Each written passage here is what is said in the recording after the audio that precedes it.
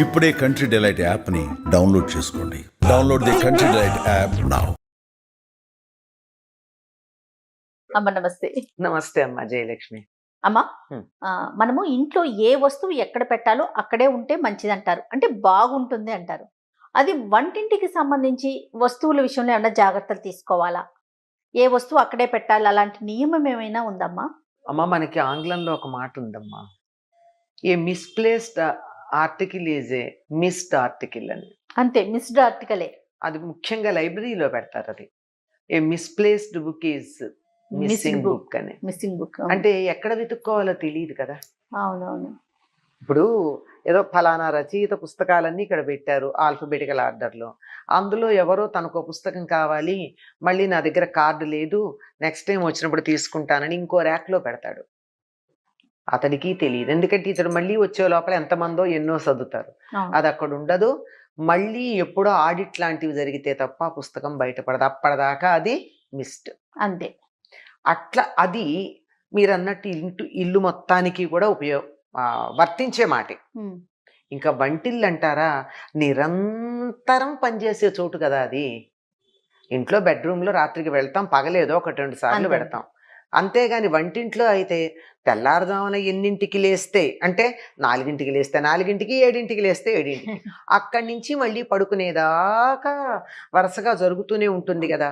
అందువల్ల అక్కడి వస్తువులు ఒక క్రమంలో పెట్టుకుంటే పని తేలిగ్గా అవుతుంది. ఇది మామూలుగా చెప్పేటటువంటి మాట. ఇది అన్ని చోట వర్తించే మాటే.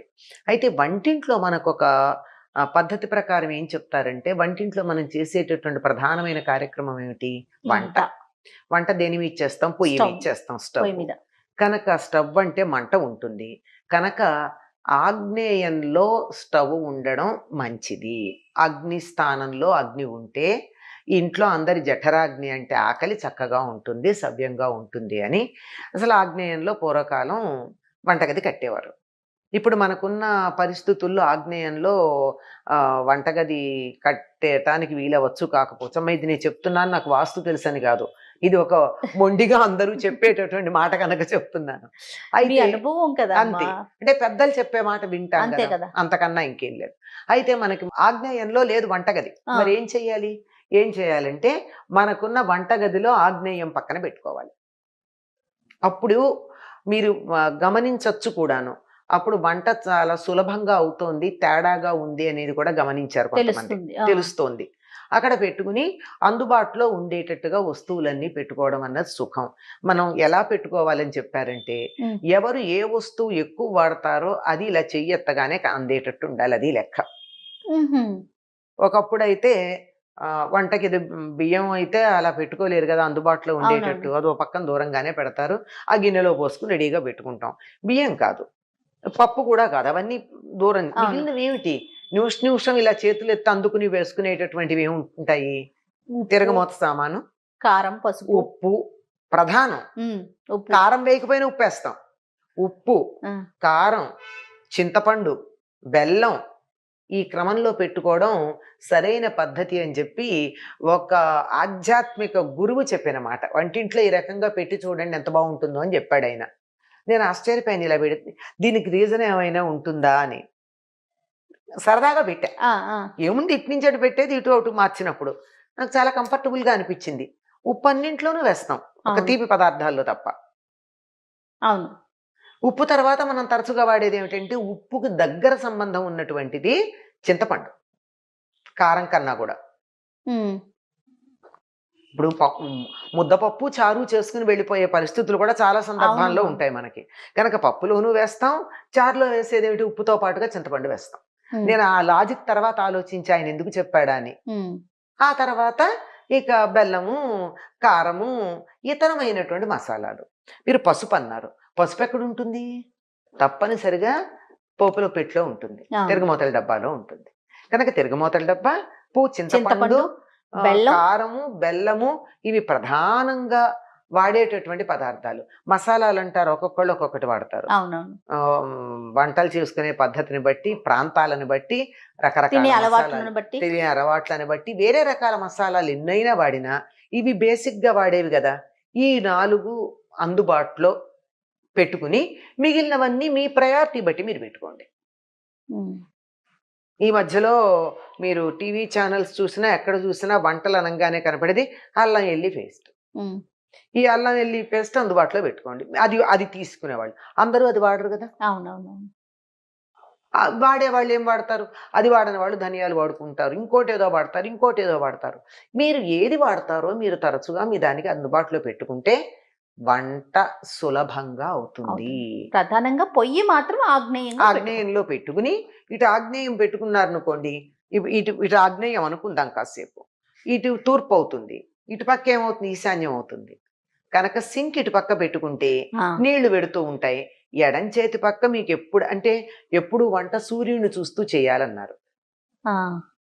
అంటే సౌరశక్తి వంట చేస్తున్నటువంటి వాళ్ళకి ఆ ఎదురుగా ఉన్నటువంటి వంట పదార్థాల్లోనూ పడుతుంది. ఒక కిటికీ లాంటిది ఉంటే మరీ మంచిది. అలా చేసుకున్నప్పుడు ఎడం చేతి పక్క సింక్ ఉంటుంది, కడిగేవన్నీ ఇందులో వేసుకోవచ్చు. నీళ్లు ప్రవహిస్తూ ఉంటాయి కనుక ఈశాన్యం వైపు నీళ్లున్న పద్ధతి వచ్చింది. ఇటు పక్క ఆగ్నేయంలో పొయ్యి పెట్టుకున్న పద్ధతి అయింది. తూర్పుకు తిరిగి వంట చేసుకున్నట్టు అయింది. ఇక డబ్బాలన్నీ మీరు అన్నట్లుగా మన వీలు వెంబడి మనం వాడే వీలుని బట్టి పెట్టుకోవాలి. ఇవి మాత్రం తప్పనిసరిగా అందరూ వాడేది కదా. అవునమ్మా. ఉప్పు లేదే వంటే ఉందమ్మా. అంచేత ఉప్పు ఇలా చెయ్యి ఎత్తితే అందేట్టు. ఇదంతా ఐడియలిస్టిక్ గా చెప్పా. అసలు కానీ ప్రాక్టికల్కి వచ్చేప్పటికి ఏమవుతుందో తెలుసా? పంచదార, కాఫీ పొడి, టీ పొడి ఇవి చెయ్యి ఇలా పడితే అందేటట్టు పెట్టుకుంటున్నాం ఈ రోజుల్లో. అవునమ్మా, పర్వాలేదు. అదైనా మీరు వాడుకునేది ఏది ముందు కావాలో అది పెట్టుకోండి. ఎందుకంటే అబ్బా ఎక్కడుంది టీ పౌడరు, ఎక్కడుంది కాఫీ పౌడర్ అని వెతుక్కోకుండా పాలు పొంగిపోతాయి కదా. అందుకని పాల వంక చూస్తూ చెయ్యి ఇట్లా, అందులో ఇప్పుడు నిలబడిన వంటలే కదా, ఇలా చెయ్యి పెట్టి పాల దగ్గర స్టవ్ ఇలా తిప్పుతూ అందుకుంటే అందేటట్టు ఉండాలి. ఎడం వైపు పెడితే కొంచెం ఇబ్బంది, ఎందుకంటే మనం అన్ని కుడి చేత్తో అందుకుంటాం.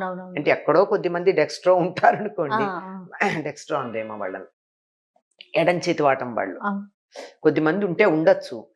మన సాధారణంగా ఉండేది కుడి చెయ్యే గనక వాళ్ళు కూడా రాయడానికి వాటికి ఎడం చేయి వాడినా చాలా వాటికి కుడే వాడతారు.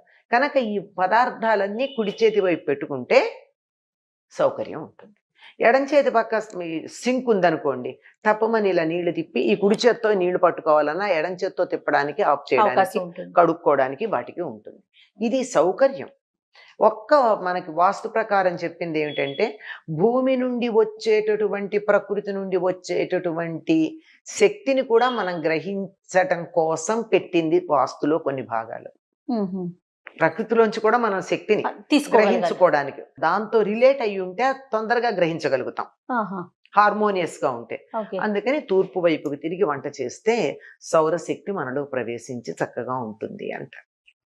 ఇదంతా ఇంత బాగాను మనం పెట్టుకున్నాం, ఇదంతా భౌతికంగా కదా, భౌతికంగానేనమ్మా ఉంది. కొంతమందికి మా ఇండ్లు చూడండి, నా కిచెన్ చూడండి అని చూపిస్తూ ఉంటారు, చాలా బాగా అందంగా అరేంజ్ చేసుకుని. నాలాంటి వాళ్ళైతే వెళ్ళి చూసి వీళ్ళు వంట చేస్తారా లేదా షో పీస్ లో పెట్టారా అనుకుంటాం. అట్లా పెట్టుకుంటారు, బాగుంది. ఇంత బాగానే ఉండి పాచిమొహంతో వెళ్ళి వంట చేస్తారమ్మా.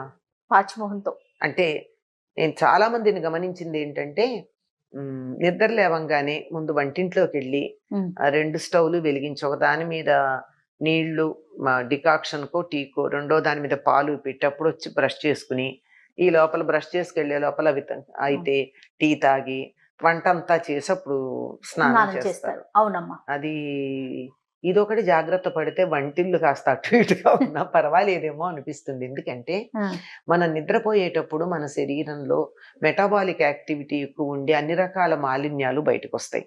అందువల్లే కదా పళ్ళు దూముకుంటున్నాం, నోట్లోంచి వస్తున్నాయి. ఒక పళ్ళు దూముకునేటప్పుడే కదా కళ్ళు కడుక్కుంటున్నాం, పుసులు బయటకు వస్తున్నాయి. ఇవన్నీ వస్తాయి కదా. ఒక స్నానం చేద్దాం అనుకోండి, తర్వాత చేస్తున్నారు అది, స్నానం చేస్తున్నప్పుడు ముక్కుల్లో నుంచి అన్ని వస్తాయి, పక్కులు అవి కూడా క్లీన్ చేసుకుంటాం, అంతే కదా. పిల్లలకైతే చెవులు కూడా క్లీన్ చేస్తాం. అంటే శరీరంలో ఉండేటటువంటి అన్ని ద్వారాల్లో నుంచి మలాలు బయటకు వస్తున్నాయి.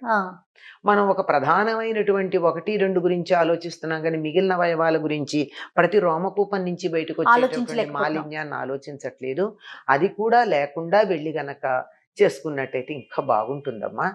ఇది బయట సర్దుబాట్లు కాదు నేను చెప్పేది. ముందు మన ముందు మన మనస్సుకు సరిపోయినటువంటి ఆరోగ్యం రావడానికి సర్దుబాటుకు ఉండాల్సింది. కొంచెం కోపమే వస్తుంది ఈ మాట నేను చెప్తే. పర్వాలేదు, కోపం తెచ్చుకోండి, ఏం చేద్దాం. సత్యం చెప్పాను, పాటిస్తే మంచిది, మంచి పాటించకపోతే మాటలు ఎప్పుడు కూడా నేను పాటించకపోతే నేనేం అనను కదా, ఇది మంచిదని చెప్పా. రేపు పొద్దున ఎప్పుడు నన్ను మీరు చెప్పలేదు అని ఎవరు అనకుండా ఉండడానికి చెప్పానంతే. మంచి మాటలు ఎప్పుడు కూడా కటువుగా అనిపిస్తాయమ్మా, కానీ తప్పదు కదా. అదే అదే రేపు చెప్పలేదు అని నన్ను అనకుండా, అంతే. పాటించడం మీ ఇష్టం, లేకపోతే లేదు. చాలా బాగా చెప్తారమ్మా మీరు మాత్రం. చెప్పేవన్నీ చెప్తారు, తర్వాత మీ ఇష్టం అని వదిలేస్తున్నారు మా అందరికి. మా కృష్ణుడు అంతటి వాడు అన్నాడు అర్జునుడికి అంతా అయ్యాక, యథేచ్ఛసి తథాకురు అన్నాడు. నీకు ఇష్టం ఎట్లా అయితే అట్లా చేయమన్నాడు. మనం ఎంత ఇంకోళ్ళ మీద పెత్తనం చేయడానికి? మొత్తం భగవద్గీత అంతా చెప్పేసి అంతా చెప్పాక యథేచ్ఛసి తథాకురు అన్నాడు. మరి ఆయన అంతటి వాడు అలా చెప్పాక మనం నువ్వు ఇట్టాగే చేసి తీరాలి ఎందుకు చెప్తాం? చేస్తే మంచిది అని చెప్తాం. ఆ మంచి కావాలంటే చేసుకోవడం. ఇష్టం. నమస్తే. నమస్తే అమ్మా.